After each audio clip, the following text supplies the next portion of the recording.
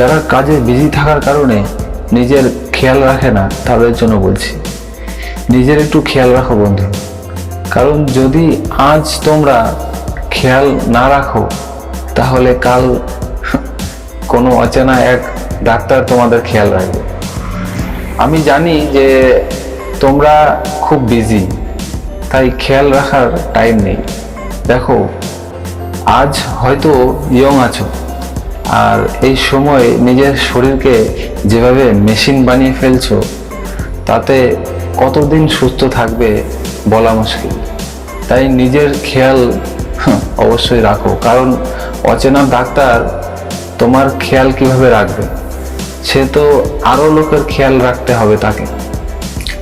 নিজের শরীরকে মেশিন বানিও না, কারণ মেশিন তো পাল্টানো যায়, কিন্তু শরীর কখনো পাল্টানো যায় না।